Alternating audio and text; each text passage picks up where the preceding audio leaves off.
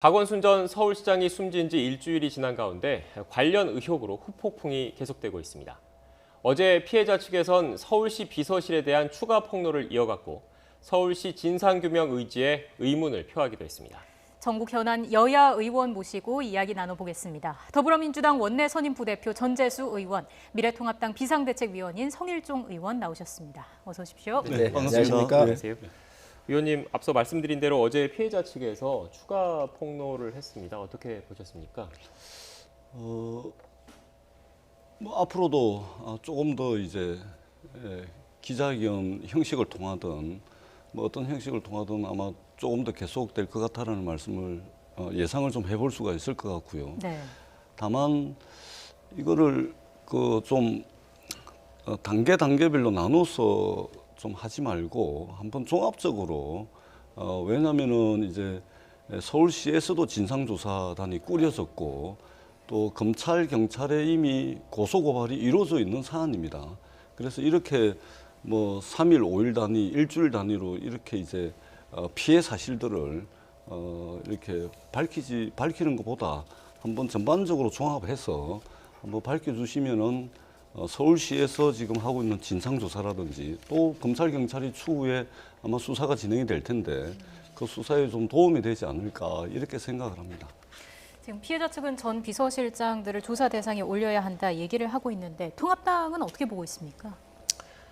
당연히 모든 사람들 다 함께 해야지요. 이것은 뭐 돌아가신 분 한 분에 관련되는 것이 아니라 우리 서울 시민들에 의해서 뽑아졌었던 이 서울시장의 문제 아닌가요? 그리고 그 서울시장이라고 하는 막강한 권력을 갖고 있으면서 벌어졌었던 그러한 문제이기 때문에 이 국민적 관심이 굉장히 크다고 생각을 합니다. 그래서 저는 이 문제를 여당이 좀 나서서 먼저 더 적극적으로 했으면 좋겠어요. 이해찬 대표가 이 본인이 안 계시기 때문에 수사할 수가 없다 이렇게 얘기를 해놓고 서울시 보고 조사하라는 거 아닌가요? 서울시가 조사하는 것은 법적 구속력이 없습니다. 오히려 집권 여당이 더 떳떳하게 그리고 집권 여당이 피해자 중심주의를 그동안 많이 이렇게 주장해 왔잖아요. 그러니까 저는 먼저 집권 여당이 나서서 그리고 집권 여당의 대권 후보였습니다. 그렇기 때문에 이것은 집권 여당이 더 먼저 선제적으로 조사를 요청하는 게 맞고 또 그렇게 해야지 이게 조사 대상이고 또 조사를 받아야 될 사람들 보고 거기에서 조사를 하라고 얘기한다고 하는 것은 전 있을 수 없는 일이라고 생각을 합니다. 국민이 누가 함께 했습니까? 성일종 의원께서 민관합동조사단 얘기를 하셨는데 한계에 대해서 지적을 하셨는데 어떻게 생각하십니까?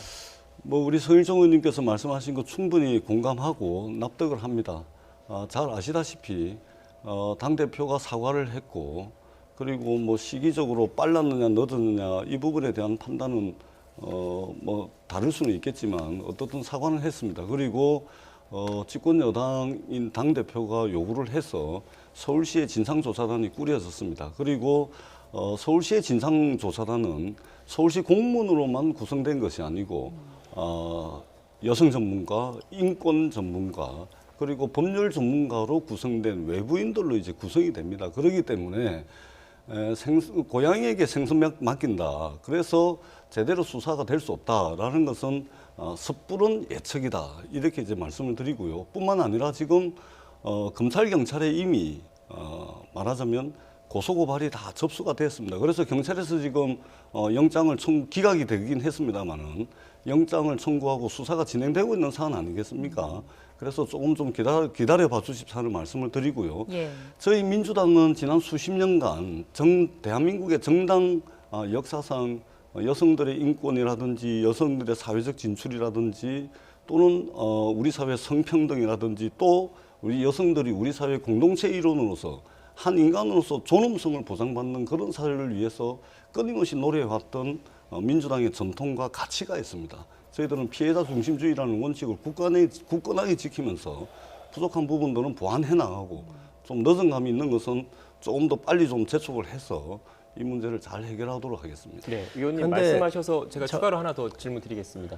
어제 피해자 중심주의 말씀을 하셨는데 어제 피해자 지원단체가 입장문을 냈어요. 거기에서 서울시의 그 민간합동조사단을 포함한 대책에 대해서 제대로 사건을 규명할 수 있을지 의문이 든다. 이렇게 피해자 지원단체에서 얘기를 했거든요. 여기에 대해서는 어떻게 생각하십니까?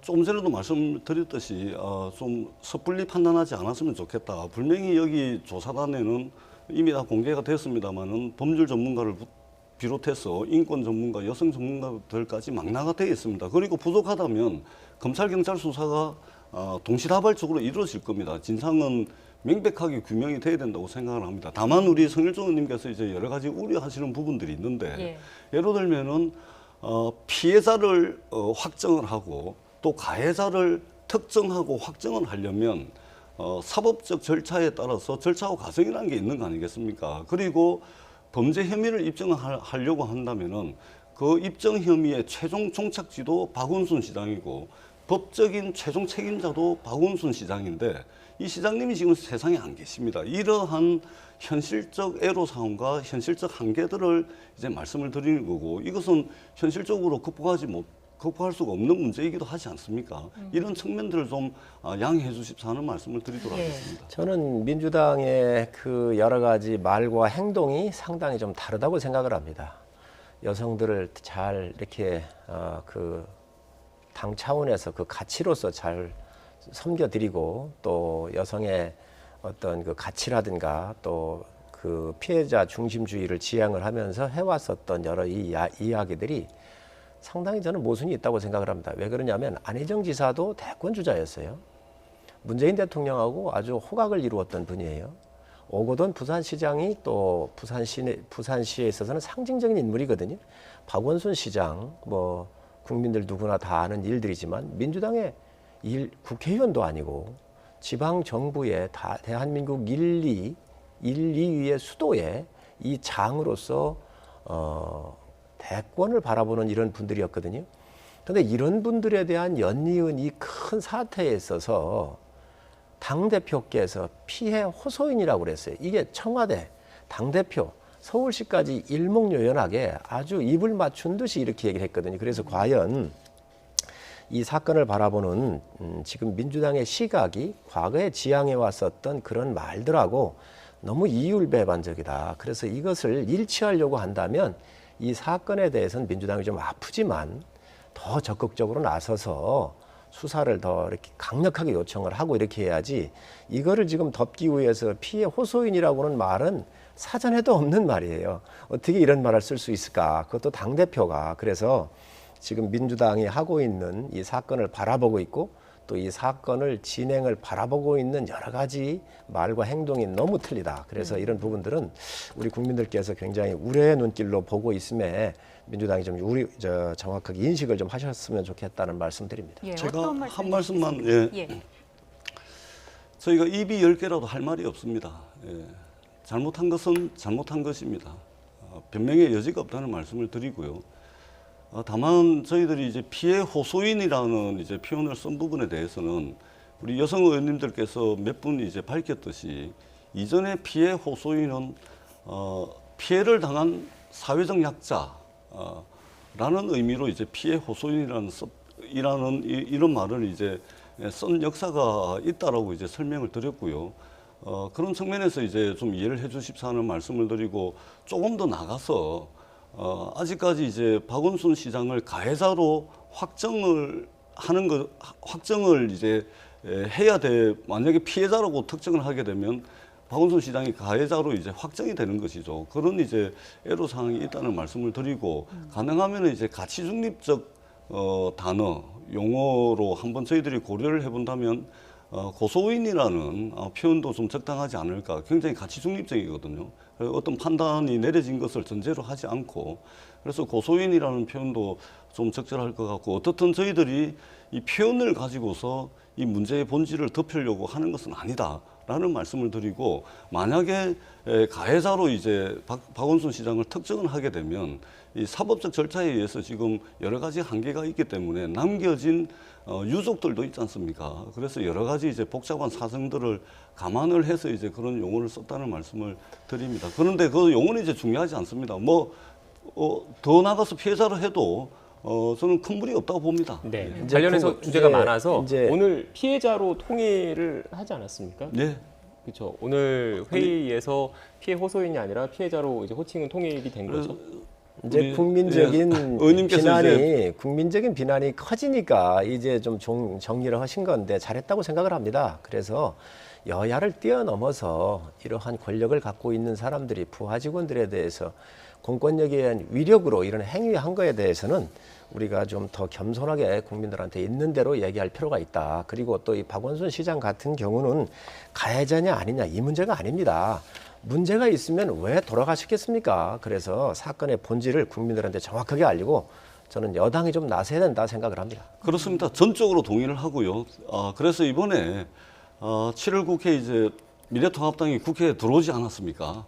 7월 국회는 그야말로 입법적 성과를 내는 그런 입법 국회가 되겠는데, 이번 일을 계기로 저도 이제 두 딸아이의 아버지로서 정말로 이번 일을 계기로 이번 일이 역사적 계기가 돼서 우리 사회에서 여성이라는 이유로 사회적 약자로 치부되지 않는 한 인간의 존엄성을 보장받을 수 있는 그런 더 진일보된 사회로 나아가는 그런 역사적 계기로 삼을 수 있도록 여야가 당리당략이 아니고 또는 프레임이 아니고 또는 정치적 이해관계에 따라서 네. 해석하지 않고 역사적 계기로 좀 삼았으면 네, 좋겠다는 말씀을 알겠습니다. 드리겠습니다. 오늘 주제가 많아서 다음 내용 연장선상에서 여쭤보겠습니다. 정치권에서 벌써 내년 4월 재보선 얘기가 나오고 있습니다. 그래서 일각에서는 서울시장, 부산시장 공천 여부에 대해서 관심이 좀 큰데 의원님께서는 민주당의 공천에 대해서 반대하는 입장이라고 들었습니다. 어떻습니까?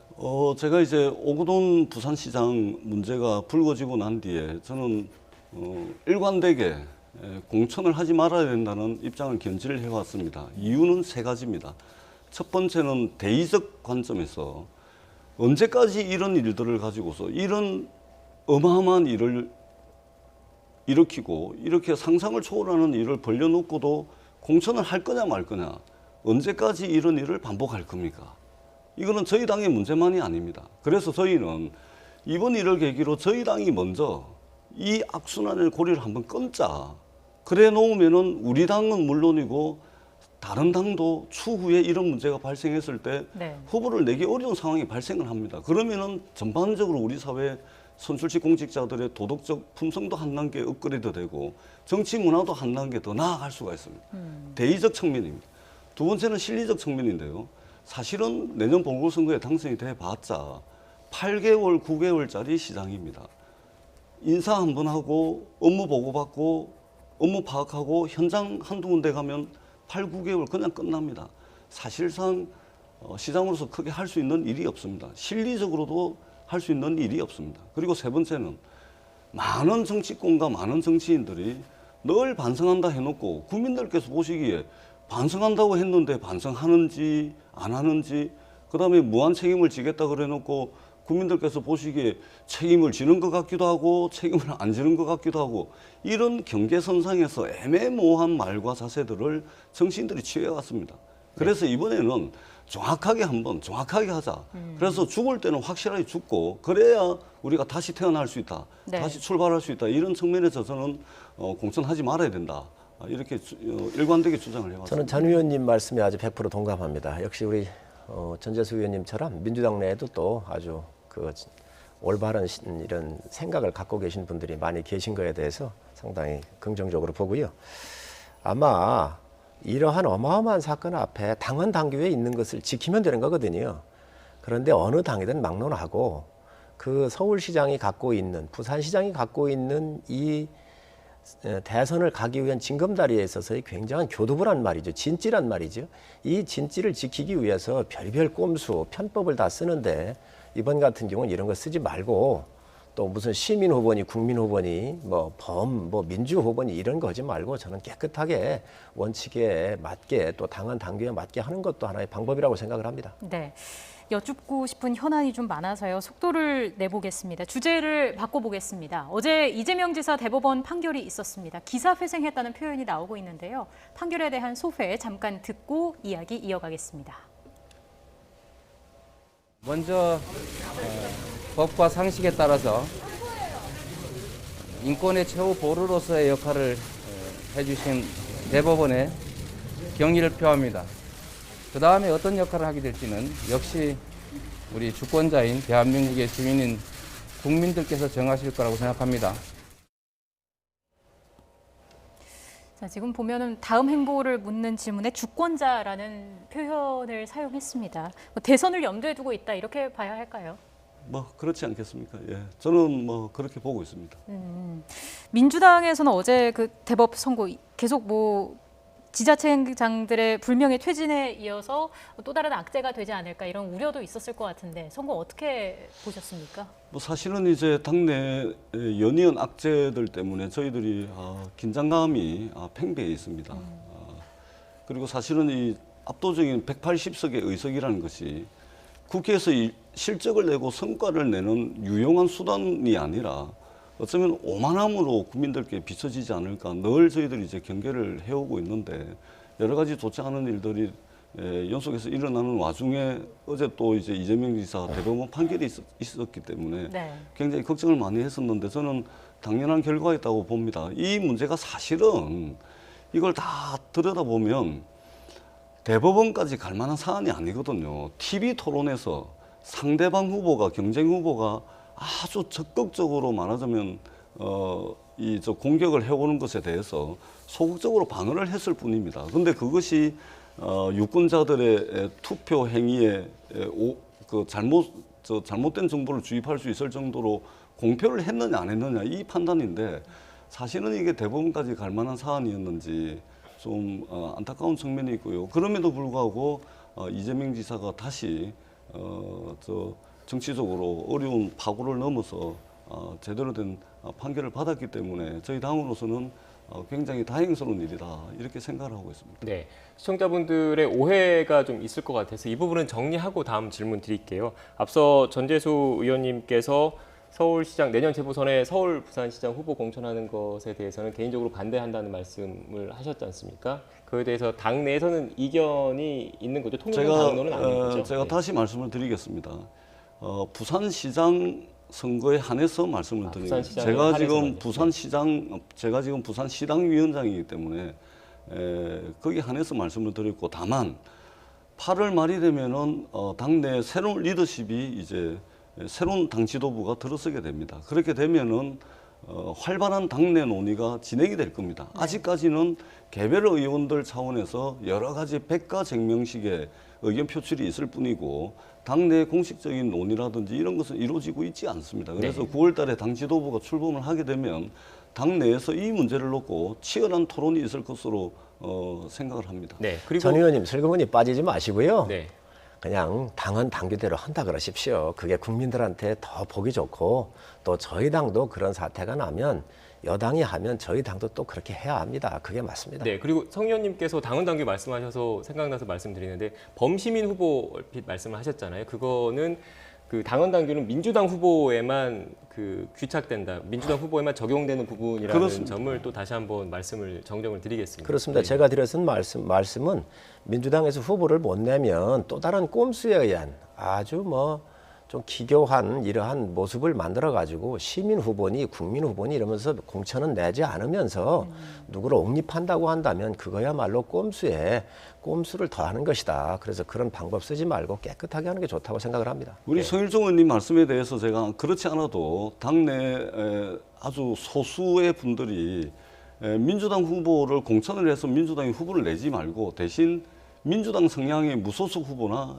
또는 이제 시민 후보로 포장을 해서 내보내자라는 이야기가 아주 잠깐 있었습니다. 그런데 이것은 그러려면 차라리 당당하게 공천해서 후보 내는 것이 맞지 무소속이나 또는 시민사회 후보 이렇게 포장을 해서 내는 것은 유권자들을 우롱하는 것이고 그렇습니다. 더 나쁜 선택이다라는 거 이미 정리가 다 된 것이기 때문에 그럴 걱정은 안 하셔도 되겠다는 말씀을 네, 드리겠습니다. 제가 시청자 여러분들의 오해를 풀기 위해서 정정을 했는데 그러다 보니까 다시 주제가 앞으로 넘어갔습니다. 다시 이재명 경기지사 어제 선거 관련된 내용으로 넘어가겠습니다. 통합당 입장에서도 여러 의견들이 좀 나올 것 같습니다. 어떻습니까? 네, TV 토론이라고 하는 것은 주권자들한테 올바른 판단할 수 있도록 후보와 후보 간의 논쟁을 통해서 정책 대결이나 과거의 검증 모든 걸 다 통해서 판단을 도와드리는 역할이 있습니다. 또 이것은 당연한 권리이기도 하고요. 자, 그런데 지금 이재명 지사는 전에 도지사 선거할 때 자기 형을 정신병원에 강제 입원시켰느냐 안 했느냐 이거에 대해서 물었잖아요. 그때 강제로 입원시키지 않았다라고 얘기한 게 공식적인 멘트예요. 그래서 그게 지금 그런데 대법원은 강제로 입원시켰다라고 하는 이 팩트에 대해서는 인정을 했거든요. 네. 팩트에 대해서는 인정을 하고 판결문은 어떻게 했느냐 제가 여기 가지고 나왔습니다. 일부 허위의 표현을 하더라도 토론 과정에서 검증되는 것이 민주적이다. 그러면 이 법을 왜 만드나요? 여기에서 토론에 나와서 유권자한테 판단할 수 있도록 도와주기 위해서 책임을 져라. 그 책임에 문제가 있으면 법으로 이걸 심판할 수밖에 없다라고 해서 법을 만든 겁니다. 만약에 이 문제가 안 된다고 한다면 이렇게 자기 본인의 형에 강제 입원을 하지 않았다라고 얘기를 했으면 그건 제가 그 방송에서 바로 잡겠다든지 아니면 그 방송이 끝난 이후라도 그 입장문을 냈으면 이 판단에 대해서 저희도 존중을 하겠습니다. 그러나 팩트에 대해서는 인정을 해놓고 이 법관들이 나간 이 판결문에 보면 일부 허위의 표현을 하지 말라고 해서 이 법이 있는 건데 네. 이 허위의 표현이 있다고 하더라도 토론 과정에서 검증되는 것이 민주적이라고 한다면 과연 이 법이 이제 완전 사문화됐고 과연 이게 지금까지 그러면 허위 표현에서 일었었던 의원들은 뭐라고 할 것인가? 그래서 정치적인 판결이고 지금 상당히 문제가 있다. 의원님 제가 의원님께 하나 여쭤봐도 되겠습니까? 그렇다면은 어제부터 나온 미래통합당의 여러 가지 논평이라든지 조금 전에 우리 성일종 의원님께서 주신 말씀을 보더라도 그렇다면은 지금 미래통합당은 대법원의 판결에 불복을 하는 겁니까? 아니면 대한민국의 형사사법 체계를 부정하는 겁니까?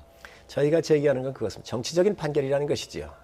지금 우리 법 연구회를 비롯한 많은 사법부 대법관들의 구성 요인도 그렇고 그래서 이것이 과연 법치주의에 맞게 또 법관의 정치적 고려 없이 정확하게 판단했는가. 그래서 정치적인 유죄라고 저희가 주장을 한 겁니다. 제가 이 질문 한번 드릴게요. 현 정부에서 임명된 대법관 중에서도 반대 다른 소수 의견을 내신 분이 있더라고요. 거기에 대해서는 어떻게 생각하십니까? 물론 뭐 그분들 정당하다고 봐야지요. 그러나 대다수가 얼마지? 5대인가요? 이렇게 제가 몇 분인지는 모르지만 7대 대다수가 이렇게 했던데 그래 저희 당 논평이 정치적인 유죄라고 얘기를 한 겁니다. 저희들이 우려스러운 것은 대한민국의 대법원의 결정은 설사 정치적으로 불리한 결정이 나고 설사 납득하지 않는 부분이 있다 하더라도 일단 존중이 돼야 됩니다. 이것이 대한민국의 형사사법 체계를 존중하는 것이고 이것이 정치권이 온당히 가져야 될 자세다 이렇게 생각을 하고요.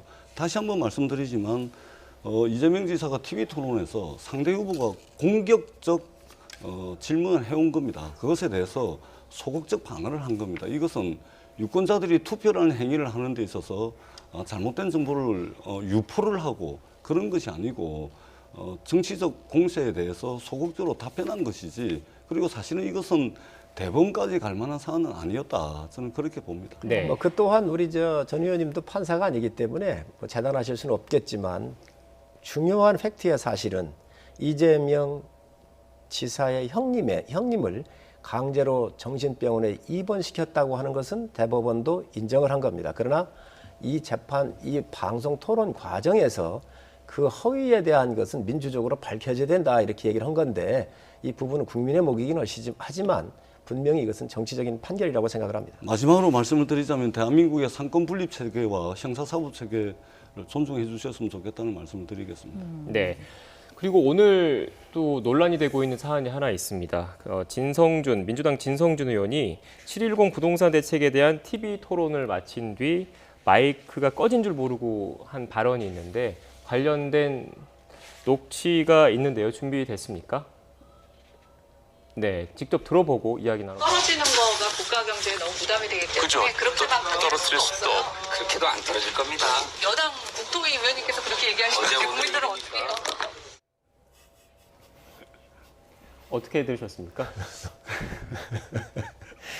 그렇지 않아도 조금 전에 1시간이 채 안 된 것 같은데 우리 진성준 의원께서 우리 저 민주당 국회의원 이제 단체 카톡방이 있거든요. 네.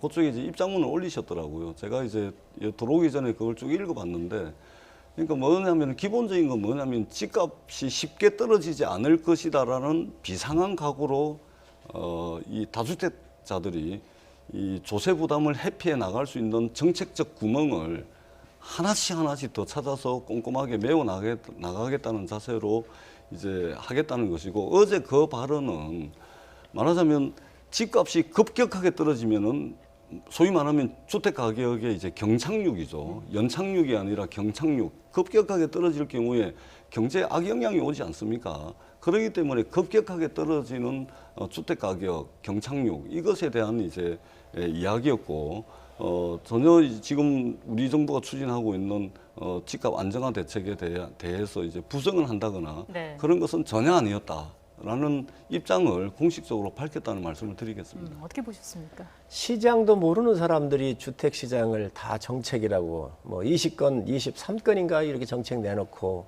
이 가격이 이렇게 폭등을 했습니다. 30대, 40대 봉급받으면서 급여를 모아가지고 집을 살라고 하는 꿈을 가지고 있던 모든 분들의 이 꿈이 다 무너졌거든요. 이거에 대한 책임을 가져야 합니다. 박근혜 대통령 또 이명박 대통령 때 공급 중심으로 갔습니다. 그래서 착공 수를 보면 38만 원 1년에 15년도 38만 원이었어요. 또 35만 원과 33만 5천 원이었어요. 또 16년도에는. 그런데 이게 문 대통령 들어와 가지고 27만 원, 25만 원씩 떨어집니다. 수요와 공급의 균형이 깨졌기 때문에 급격한 부동산의 가격이 이렇게 올라간 거잖아요. 이것을 원인을 또 모르고 토론했단 말입니까? 나오셔가지고 100분 동안 집값 잡을 수 있다라고 이렇게 설명을 했습니다. 100분 동안 집값을 잡을 수 있다라고 거짓말하고 1분 진심을 얘기한 거나 똑같아요. 저는 있을 수 없는 일이라고 생각해요. 그래서 이런 문제가 나왔을 때 저는 우리 진 의원께서 그거 제가 잘못했습니다 하고 딱 사과를 하는 게 맞지.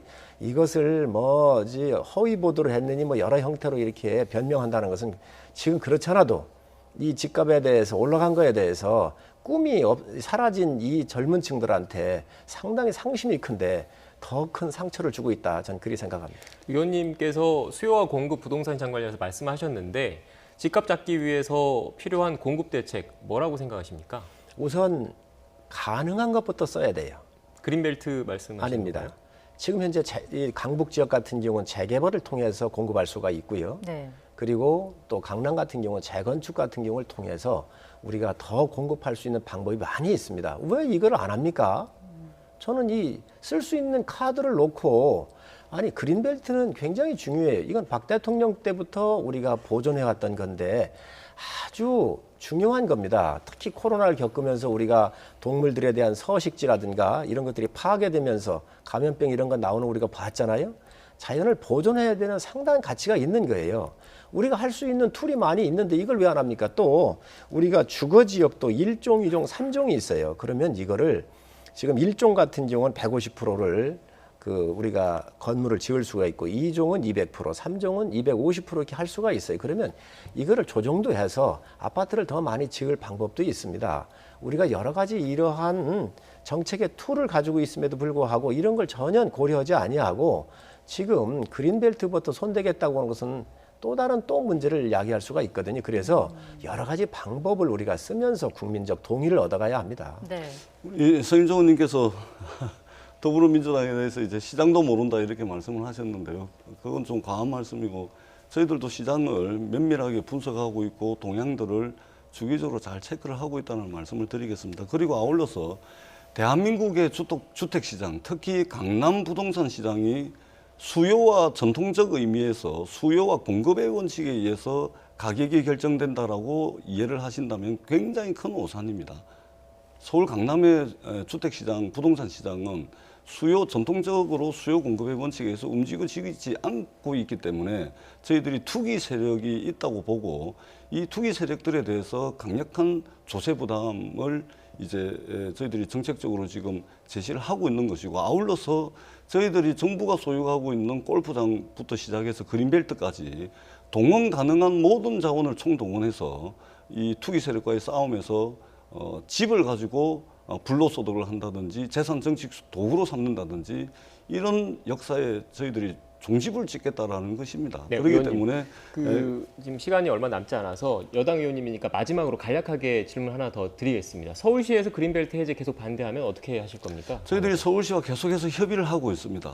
분명히 말씀을 드리는데 어제 대통령께서 국회에서 연설을 하셨지만 저희들이 동원할 수 있는 모든 자원을 총동원해서 이 투기 세력과의 싸움에서 반드시 승리해서 국민들께 부동산으로부터 고통받는 일이 없도록 최선을 다하겠다는 말씀을 분명히 드리도록 하겠습니다. 예, 의원님 마지막으로 후속 입법 계속 반대한다는 방침인가요?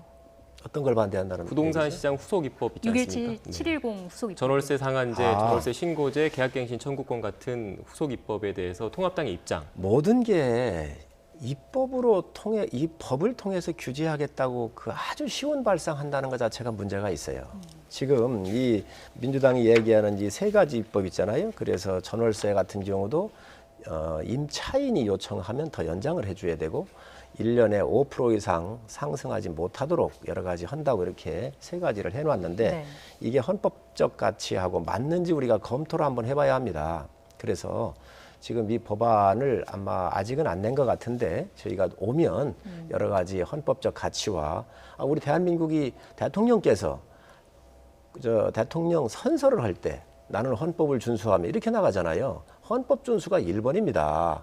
그런데 지금 다른 정책적 수단이 있음에도 불구하고 이 법 위에 또 다른 일을 행하게 하겠다 그러면 법치국가가 아니에요. 그래서 이 법안을 찬성한다, 반대한다 이거 이야기하기 전에 예. 이런 법적 가치에 충실한지를 보고 또 다른 정책적 툴은 없는지 저희가 검토를 한 다음에 요 방향은 정하도록 할 것입니다. 네. 네. 이 성일정 의원님 말씀이 굉장히 간략하게 우려스럽다는 말씀을 좀 드리고요. 이번 7월 국회에 반드시 저 주택 관련 법은 통과되는데 협조를 해주셔야 된다고 생각을 합니다. 헌법 23조 2항에는 재산권 행사는 공공복리에 부합해야 한다라는 헌법 내용도 있습니다. 저희들은 다주택자에 대한 세부담 강화, 그리고 실수요자 대책, 그리고 전월세에 사시는 분들을 보호하는 문제, 청년들과 신혼부부들이 집 문제로 고생하지 않는 이런 나라를 만들 수 있도록 그동안 부족한 게 많았지만 열과성을 다해서 동원할 수 있는 가용한 모든 자원을 동원해서 최선을 다하겠다는 말씀을 네. 드리도록 하겠습니다. 제가 한 말씀만 더 드리겠습니다. 죄송합니다. 정책 실패를 해놓고 네. 정책 간략하게 실패를 해놓고 이걸 법으로 다 해결하겠다고 하는 것은 법의 만능주의입니다. 우선 정책 실패를 했으면 여당이 그거에 대한 국민들한테 사과부터 하십시오. 그리고 네. 다른 정책이 있는지를 말씀하시고 없었을 때 법으로 해야 합니다. 네, 정리 부탁드리겠습니다. 네. 지금 부동산 시장 관련해서 여야의 시각차, 여야의 의견 차이가 매우 큰 것 같습니다. 다음에 조만간 두 분 모셔서 부동산 시장만 가지고 한번 이야기 나눠보겠습니다. 지금까지 더불어민주당 원내 선임 부대표인 전재수 의원, 미래통합당 비상대책위원인 성일종 의원과 함께 이야기 나눴습니다. 오늘 말씀 고맙습니다. 네, 감사합니다.